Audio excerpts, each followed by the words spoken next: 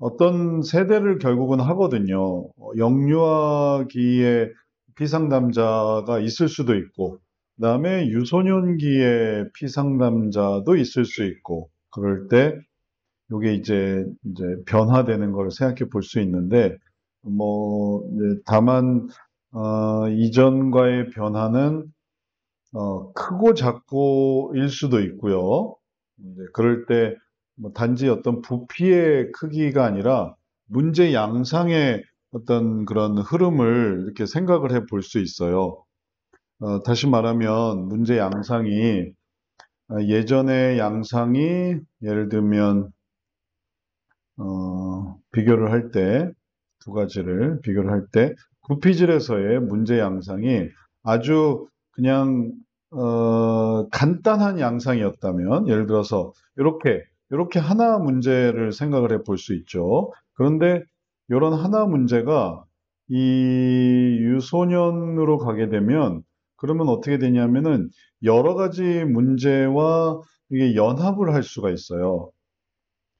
그러면서 조금 복잡해지는 거죠. 하나의 문제가 있고, 그리고 그 문제가 다른 것과 연합이 돼 있고, 그리고 그거는 계속 커질 수도 있어요. 예를 들면, 예전에는 그냥 단순한 개인의 우선순위의 문제였던 정도가, 이제, 여기도 보세요. 이게 그전에는 생활 습관의 문제, 수면, 정서, 음식, 그럼 이제 가장 기본적인 그런 순위의 문제를 생각했죠. 근데 유소년을 올라서 초등학생이 되니까 그 다음에는 게임의 중독이다, 인터넷 중독이다.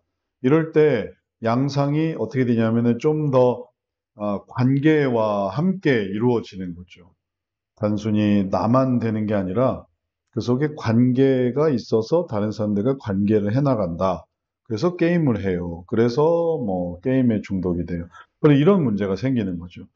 그런데 이거를 보이는 거는 이게 말하자면 이런 식으로 피라미드가 이렇게 형성이 되면 예전에 양상은 그냥 이런 그 한눈에 다 보이는 얼음 덩어리였다 한다면 여기는 이렇게 돼 있어서 그래서 표면으로는 요게 나오지만 밑에는 몸체가 있는 이런 상황이라서 이 겉으로 들어갔는데 사실은 전혀 다른 어떤 덩어리가 보일 수가 있어요. 예전에는 이게 전부지만 요걸 어떻게 해본다 이랬지만 이걸 하려고 했는데 얘기를 들어보니까 이게 있네 하면은 또는 이걸 다뤄야만 하기도 해요. 그래서 문제 양상이 좀 더 다양해지고 또 그게 이제 계속 발전돼 간다는 걸 의미하는 거죠. 이게 이런 문제나 연결되고 이게 또 이런 문제나 연결되고 나이 들면 들수록 이런 식이 계속 확장이 되면서 그런 것들이 커져가는 그런 이제 모습을 바로 이 유소년의 모습에서 볼 수가 있습니다. 자, 이렇게 나타나는 것이 이 세대의 문제로 이렇게 떨어진 것이고 그거는 이제 그것도 이제 가만히 살펴보면 악순환이 어떻게 생각이 생겨났냐면은 원래는 이랬어야 되는데 주어진 일을 하고 거기서 자아 실현을 하고 발전을 이랬어야 되는데 그거를 한 번 생각하고 두 번 생각하고 주저주저 하다가 그 다음에는 이렇게 해볼까 저렇게 해볼까 하다 보니까 욕심이 생기고 그러니까 그걸로 이제 행동이 이제 변화되기 시작하는 거죠. 어, 저희 동네에도 그런 애들이 있더라고요. 초등학교 아이들인데 학교를 가야 되는데 학교를 가지 않고 중간에 마트에 이제 자리를 잡아요. 보면서 신기하더라고요. 애들이 학교를 가야 되는데 학교에 안 가고 마트에 그 왜 어른들이 앉아 있는 자리 있잖아요. 거기에 그냥 눌러 앉아요, 남자애들이.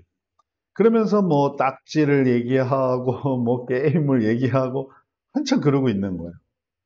그리고 또 하교할 때도 끝났으면 이제 집에 가야 되잖아요. 근데 이제 집에 안 가고 그다음에 또 마트에 그 테라스 탁자에 앉아가지고 또 아이들끼리 게임을 살펴보고 또 딱지를 살펴보고 카드를 살펴보고 그를 교환을 하는지 매매를 하는지 근데 그런 것들이 이제 점차 이게 재밌구나, 혹은 또 이렇게 할 수도 있구나 하면서 행동에까지 내려오는 이런 양상들이 생기는 거죠. 그러면 이제 이렇게 떨어진 거죠. 이제 그걸 다시 이렇게 올리기 위해서는 떨어질 때는 쉽게 떨어져도 올릴 때는 또 어렵게 올라가기 마련이니까 그런 것들을 해 나갈 때 그래도 이 문제를 하나하나 이런 식으로 해결하면 그러면은 그 단계에서 이 문제를 이렇게 해결을 해 나갈 수가 있겠어요.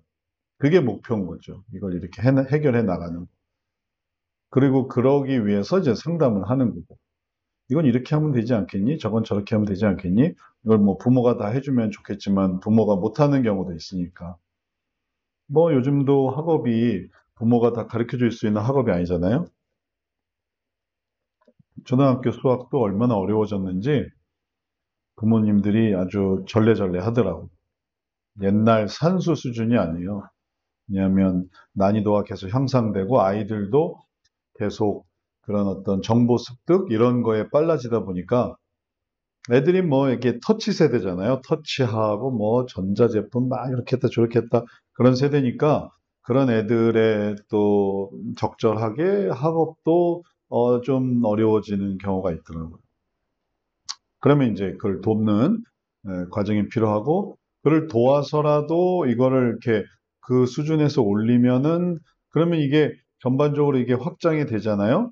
이제 예를 들어서 영역이 확장되듯이 이렇게 쭉쭉 영역이 커져 나가는데 그럴 때는 좀 새롭게 만들어 갈 수 있는 거죠. 안 그러고 그거를 이렇게 하지 않고 그냥 요대로 하게 되면 그대로 악순환이 조금도 달라지지 않아요. 저절로 달라질 수가 없죠. 왜냐하면 그걸 그대로 앞으로도 반복하니까. 그러니까 초등학교 때 악순환이 중학교에도 그대로 나오고 고등학교 때도 또 대학 청년에도 계속 나오니까 이제 전반적으로 다 여기에 점철되는 것이죠. 그래서 그걸 되지 않도록 그때 해줄 수 있는 것을 하는 게 좋습니다. 그래서 올라가는 거죠. 이런 차이를 감안하면서 유소년기에 문제들을 보죠. 이런 게 이제 문제들이 영역이 가장 첫 번째 그런 어떤 문제 상황을 보여주기 때문에 이런 영역들이 참 문제의 모습이고 그거를 바꾸는 게 목표가 되는 거다 생각을 해야 되겠어요. 그래서 개인적으로는 게임 중도 욕설이 늘어난다, 무례하다, 버릇없다, 혹은 악한 행동을 한다, 뭐 때린다, 괴롭힌다, 혹은 이제 그 아픔을 준다, 혹은 뭐 모여서 집단 행동을 한다.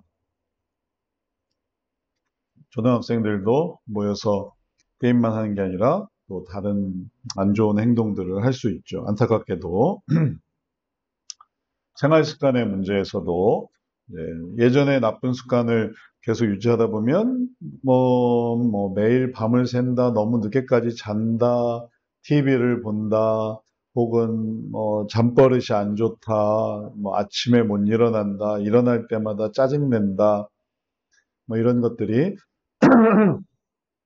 초등학교 때 있을 수 있습니다. 가정적으로는 부모님에게 불순종, 형제간 다툼, 가출, 초등학교 고학년 경우에 결손 가정으로 인해서 또 권위에 저항한다든지 이런 것들이 있을 수가 있고요. 교회에도 잘 다니면 뭐 너무 좋죠. 근데 잘 안 다니는 경우 결석, 지각, 매일 지각한다.